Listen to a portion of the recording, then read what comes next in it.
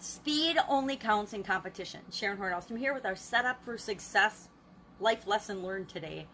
And I love this lesson. And it was a hard fought one because we're taught throughout our life, especially through our childhood, that we're all in this race. We're all in this competition with one another. We compete in school for grades. We compete in school in games and to have a winner and a loser.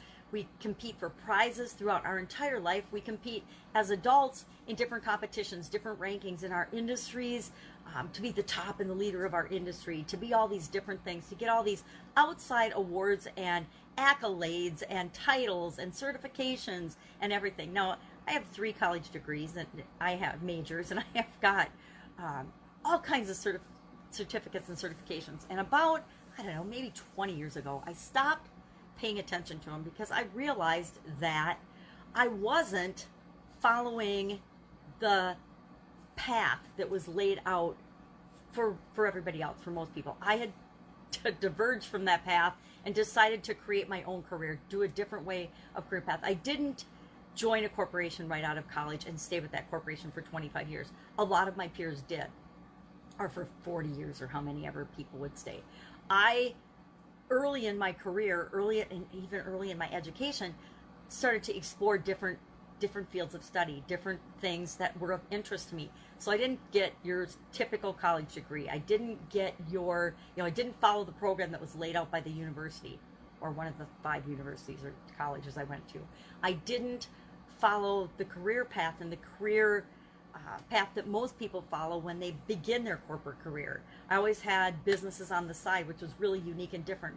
Very few people in corporate America had side businesses or full-fledged businesses on the side while they were working in corporate America. So I knew pretty late on actually, that I wasn't really competing against other people. I was competing against myself to become a better and better version of myself.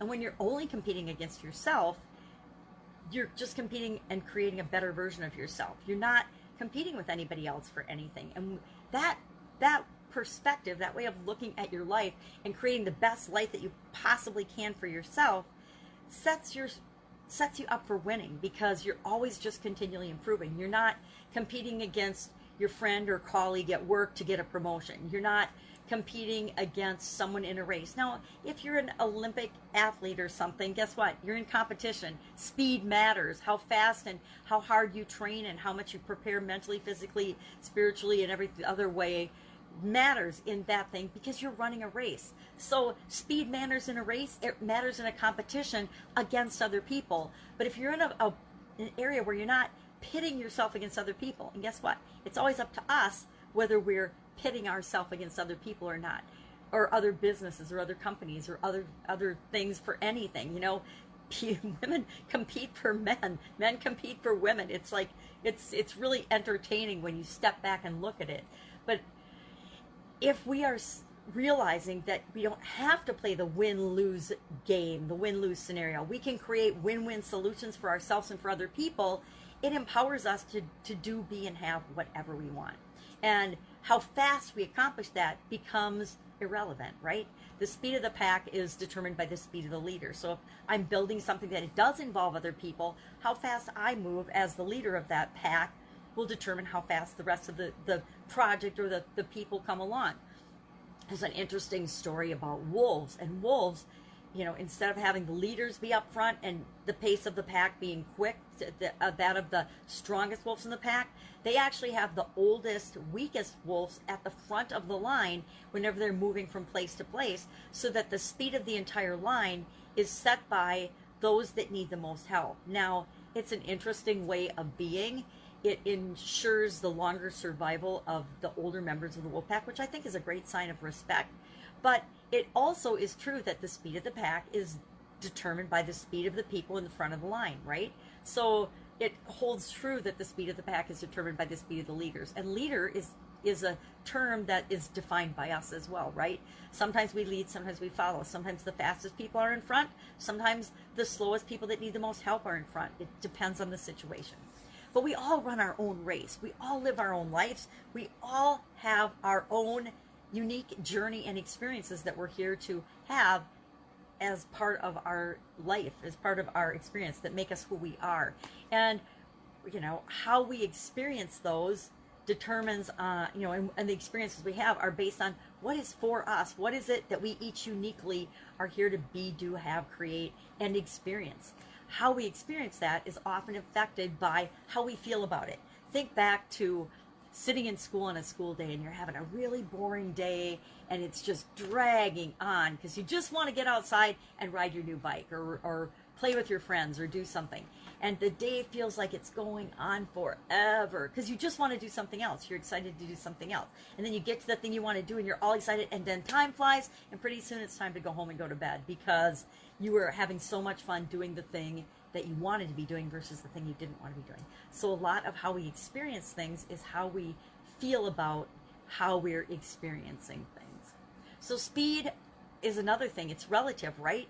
Time flies or slows down based on how we feel about the experiences we're having.